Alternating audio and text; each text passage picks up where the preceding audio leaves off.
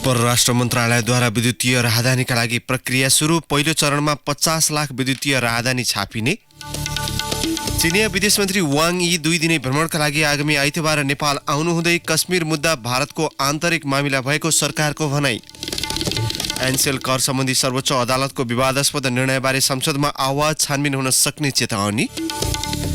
बेलायतमा आम निर्वाचन गर्ने प्रधानमन्त्री जोन्सनको प्रस्ताव संसदद्वारा अस्वीकृत। ब्रेक्जिटबारे अन्यल कायमै।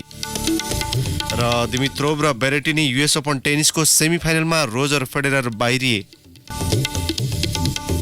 नमस्कार, कान्तिपुर डायरीका साथमा दिवा र म अनिल। सुरु गरौँ मुख्य प्रसङ्गबाट।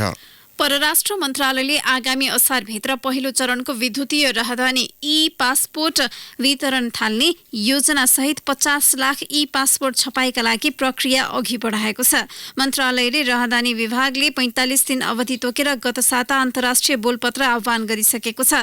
1 वर्षपछि मेसिन रिडेबल पासपोर्ट एमआरपी नवीकरण गर्न वा नयाँ लिन पनि ई पासपोर्ट पद्धतिमै जानुपर्ने हुन्छ। राहदानी महाशाखाका निर्देशक एवं सूचना अधिकारी तीर्थराज अर्यालका अनुसार पासपोर्ट भित्रै औँठा छाप, फोटो तथा व्यक्तिगत विवरण सहितको चिप्स राखिनेछ।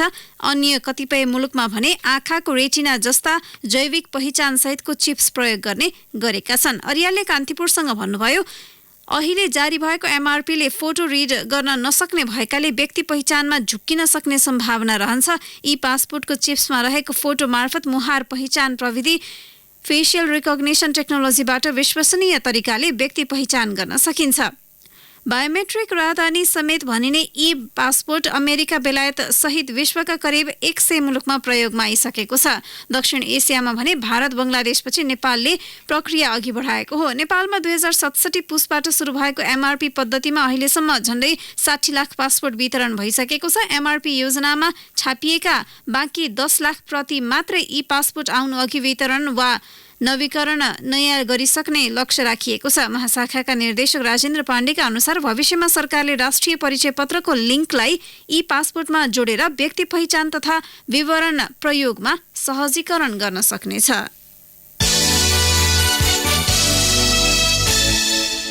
चिनिया विदेश मन्त्री वाङ यी 2 दिने भ्रमणका लागि आइतबार काठमाडौँ आउँदै हुनुहुन्छ। परराष्ट्र स्रोतका अनुसार यीको 2 दिने कार्यतालिका बारे स्पष्ट भइ नसके पनि परराष्ट्र मन्त्री प्रदीप गेवालीको निमन्त्रणामा उहाँ नेपाल आउन लाग्नु भएको हो। विदेश मन्त्रीले राष्ट्रपति र प्रधानमन्त्री तहमा भेटवार्ता गर्दै हुनुहुन्छ।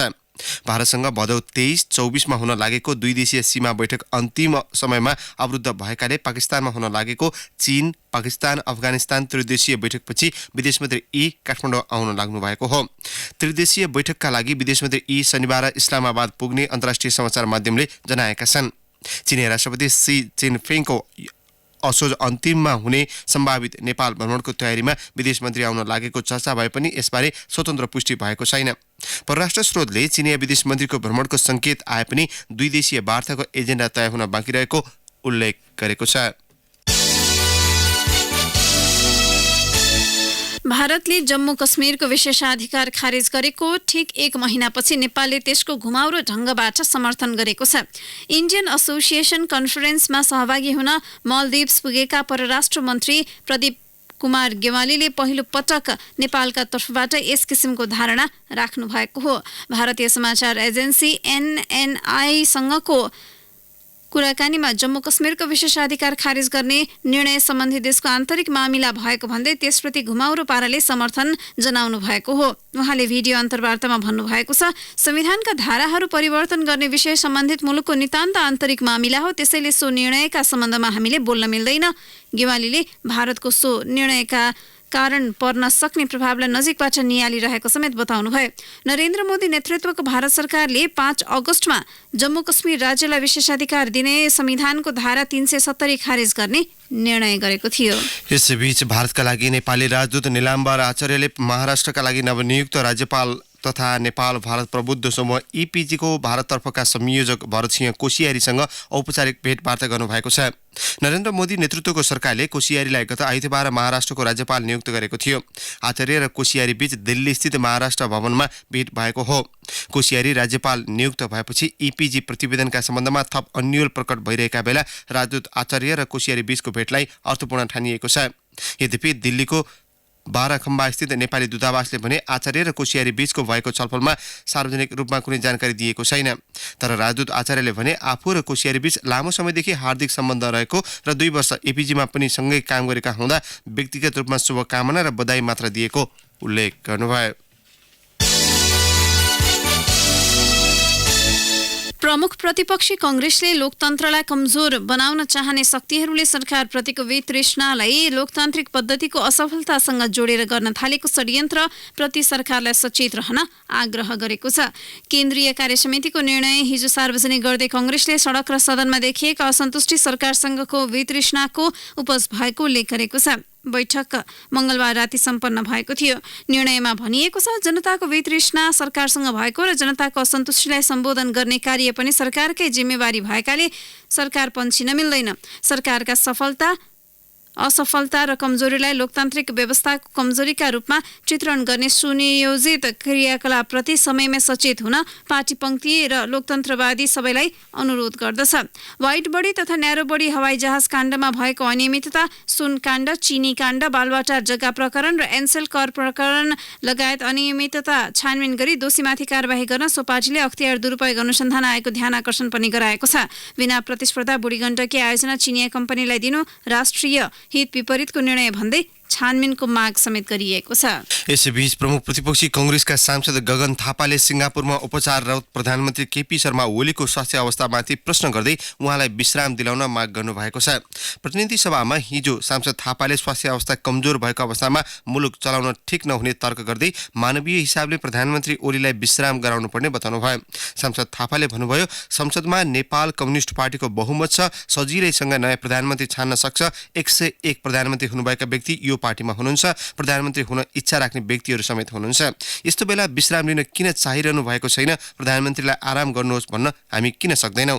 त्यसपछि नेकपाका सांसद सूर्य पाठकले त्यसको विरोध गर्नुभयो। उहाँले प्रधानमन्त्री ओलीको स्वास्थ्यलाई जोडेर आफ्नो फाइदा लिने कोसिस नगर्न चेतावनी समेत दिनुभयो।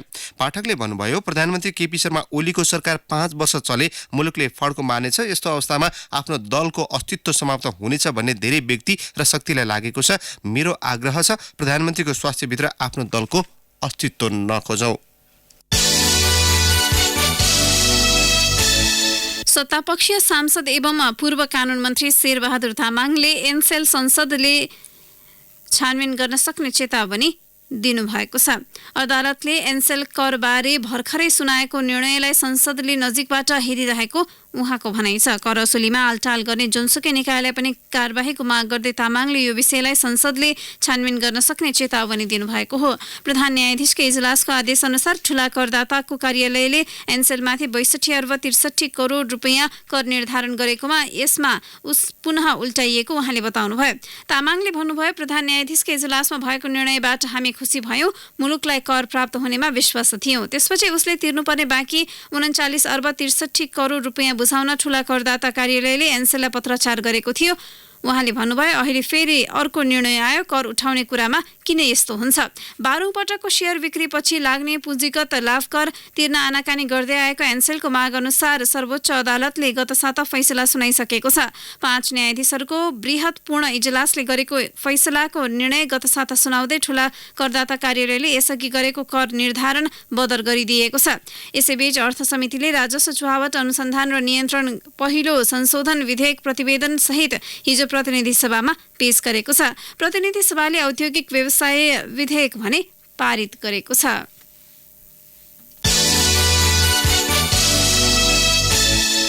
सांसदहरूले सुर्खेतमा गाई मारिएको घटनाका दोषीलाई कारबाही गर्न माग गरेका छन्। प्रतिनिधि सभाको हिजोको बैठकमा उनीहरूले सो घटना नियतवश गराइएको भन्दै नेपालगञ्ज उपमहानगर प्रमुख बाँकेका प्रमुख जिल्लाधिकारी र प्रहरीमाथि छानबिन गर्नुपर्ने औँलाए। सानालाई कारबाही गरेर ठूलालाई बचाउने काम नगर्न सरकारलाई चेतावनी समेत दिएका छन्। नेकपा सांसद राजबहादुर बुढा छेत्रीले नेपालगञ्जका मेयरलाई लक्षित गर्दै हिन्दू धर्मको अगुवा ठान्ने र चुनाव चिन्ह गाई रहेकैबाट यस्तो भएको भनी राष्ट्रिय प्रजातन्त्र पार्टीमाथि कटाक्ष गर्नुभयो। उहाँले भन्नुभयो अहिले अरू पार्टीका मेयरले यस्तो गल्ती गरेको भए राप्रपाले जुलुस निकालिसक्थ्यो। दैलेखबाट माग नभई गाई त्यता पठाइएको छ। बिमारीसे छाडिएका गाईबस्तु र चौपाया सुर्खेतमा मरेको प्रसङ्ग जोड्दै उहाँले कर्णाली प्रदेशलाई विकृति र डम्पिङ साइट बनाउन खोजिएको आरोप लगाउनुभयो। कांग्रेसकी डिला संग्रौलाले गाई दैलेख लैजाने भन्दै नियोजित ढङ्गले हत्या गरिएको आरोप लगाउनुभयो। सरकारले गठन गरेको छानबिन समितिलाई घटना थामथुम नपार्न चेतावनी दिँदै उहाँले खोटाङको दिक्तेलमा मेयर आफैले पैसा दिएर कुकुर मार्न लगाएको प्रसङ्ग समेत निकाल्नुभयो।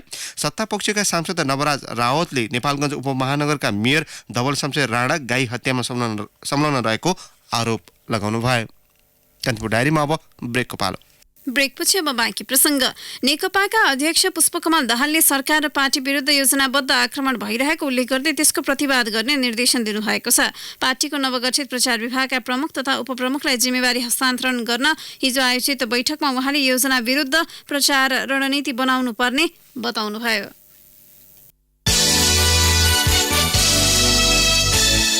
प्रधानमन्त्री केपी शर्मा ओली सिङ्गापुरमा उपचार गराएर फर्किने तय भइसके पनि उहाँलाई भेट्न नेकपाका 2 शीर्ष नेता त्यहीँ पुगेका छन्।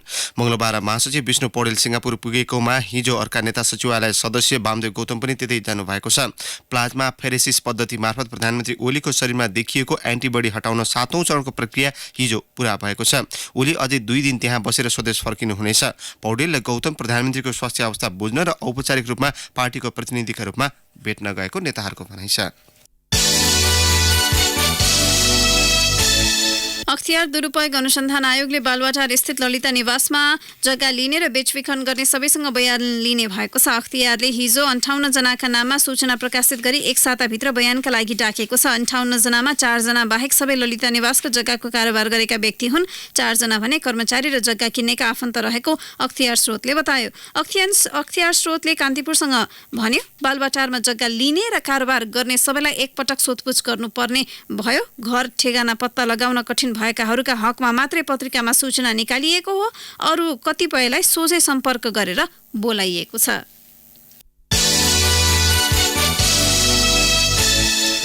त्रिभुवन विश्वविद्यालयका तत्कालीन उपकुलपति तीर्थ खनियाले निजी मेडिकल कलेजलाई फाइदा पुग्ने गरी गरेको निर्णय स्थगित भएको छ। उपकुलपतिबाट अवकाश पाउनु केही दिन अघि खनियाले चिकित्सा शिक्षामा प्रवेश परीक्षा बिनै विदेशी विद्यार्थी भर्ना गर्न मिल्ने विवादास्पद निर्णय गर्नुभएको थियो। स्रोतका अनुसार कार्यवाहक उपकुलपति सुधा त्रिपाठीले प्राज्ञिक परिषदको बैठक डाकेर सो निर्णय थप छलफलका लागि विद्या परिषदमा पठाउने निर्णय गराउनु भएको छ। डाक्टर गोविन्द केसीले विश्वविद्यालय तथा प्रतिष्ठानका पदाधिकारी नियुक्तिको मापदण्ड निर्धारण कार्यदलको सुझाव अनुसार पदाधिकारीको नियुक्त गर्न आग्रह गर्नुभएको छ। केसीले हिजो विज्ञप्ति जारी गर्दै नाथावाद र कृपावादका आधारमा दलका कार्यकर्तालाई नियुक्त गरिए जस्तोसुकै आन्दोलन गर्न सक्ने चेतावनी समेत दिनुभएको छ।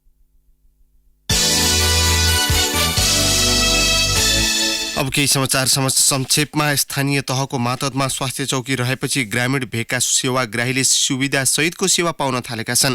जनप्रतिनिधिले अनुगमन गर्ने भएपछि स्वास्थ्यकर्मी नियमित उपस्थित हुने गरेका छन्। भक्तपुरको जगातीमा चोरीका मोबाइल सहित 3 जना पक्राउ परेका छन्। स्याङ्जाको गल्याङ नगरपालिका 3 स्थित भित्री सडक खण्डमा हिजो जीप दुर्घटना हुँदा 3 जनाको मृत्यु भएको छ। कर्णाली प्रदेशका पूर्व मन्त्री खड्गबहादुर खत्रीलाई पाटन उच्च अदालतले 5 लाख धरौटीमा रिहा गरेको छ। कान्तिपुर डायरीमा पुनः ब्रेकको पालो। अब आर्थिक प्रसङ्ग। सरकारले चाडबाडलाई लक्षित गरी भदौ 23 गतेदेखि सहुलियत पसल सञ्चालन गर्ने भएको छ। उद्योग वाणिज्य तथा आपूर्ति मन्त्री मातृका यादव सहित बसेको बैठकले भदौ 23 गतेदेखि सहुलियत पसल सुरु गर्ने निर्णय गरेको हो। अघिल्लो वर्ष असोज 12 गतेदेखि सहुलियत पसल सञ्चालनमा आएको थियो। सहुलियत पसलमा बजारमा प्रचलित मूल्यभन्दा प्रति किलो 2 देखि 5 रुपियाँसम्म छुट दिइने मन्त्रालयका उपसचिव उर्मिला केसीले बताउनुभयो। मन्त्रालयका अनुसार साल्ट ट्रेडिङ कर्पोरेसन लिमिटेड, खाद्य व्यवस्था तथा व्यापार कम्पनी लिमिटेड, दुग्ध विकास संस्थान सहित निजी व्यवसायले पनि छुट दिने योजना ल्याउनेछन्। विकास सम्भव छ, मजबुत निर्माणले मजबुत निर्माण बन्छ। अम्बे स्टिल्स जे बन्छ दिगो बन्छ। अब अन्तर्राष्ट्रिय प्रसङ्ग।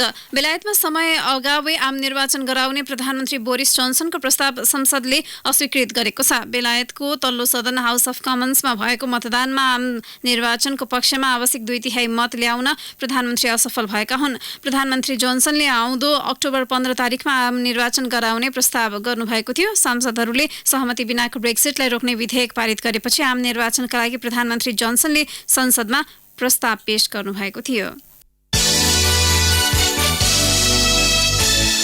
अब खेल प्रसङ्ग बुल्गेरियन ग्रेगोर दिमित्रोभ र इटालियाका म्याथ्यु बेरेटिनी युएस ओपन टेनिसको सेमी फाइनलमा प्रवेश गरेका छन्। स्विस रोजर फेडेररलाई 3-2 को सेटले हराउँदै दिमित्रोभले सेमी फाइनलको यात्रा तय गरेका हुन्। पहिलो सेट 3-6 गुमाएका दिमित्रोभले दोस्रो सेट 6-4 को जित हात पारे। तेस्रो सेटमा फेडेररले 6-3 को जित हात पार्दै खेलमा अग्रता कायम गरेका थिए। चौथो र पाँचौं सेटमा 6-4 र 6-2 को सहज जित निकाल्दै दिमित्रोभले सेमी फाइनलमा स्थान सुरक्षित गरेका हुन्। बेरेटिनीले फ्रान्सका गिल मेनफिल्ड्सलाई 3-2 को सेटले हराउँदै अन्तिम 4 को यात्रा तय गरेका छन्। पहिलो र चौथो सेट मेनफिल्ड्सलाई सुम्पिएका बेरेटिनीले बाँकी सेटमा जित हात पार्दै सेमी फाइनलमा स्थान सुरक्षित गरेका हुन्। महिला एकलतर्फको खेलमा जित हात पार्दै स्विस बालिन्दा वेन्सिक सेमी फाइनलमा प्रवेश गरेकी छिन्। क्रोएसियाकी डोना भेकीलाई सोझो सेटले हराउँदै वेन्सिकले अघिल्लो चरणको यात्रा तय गरेकी हुन्। अब मौसम सम्बन्धी जानकारी। काठमाडौँ उपत्यका सहित मुलुकका अधिकांश स्थानको मौसम बदली भई मध्य र पश्चिमी स्थानमा वर्षा हुने जल तथा मौसम पूर्वानुमान महाशाखाले जनाएको छ। केही बेर अघि 21 डिग्री सेल्सियस मापन गरिएको काठमाडौँ उपत्यकाको अधिकतम तापक्रम आज 29 डिग्रीसम्म पुग्नेछ। सूर्योदय बिहान 5:45 भयो भने सूर्यास्त भरे साँझ 6:21 हुनेछ। हवस् त नै प्रसङ्गसहित कान्तिपुर डायरीको यो बुलेटिन अहिलेलाई यहीँ सकिन्छ। हाम्रो अर्को बुलेटिन बिहान 8 बजे डेभलपमेन्ट एन्ड इकोनोमिक्स डायरी हुनेछ। तबसम्मका लागि कान्तिपुर डायरीबाट साथी दिवा र म अनिल बिदा माग्छौँ। नमस्कार। सूचना र मनोरञ्जनको संवाहक रेडियो राष्ट्रको रेडियो कान्तिपुर।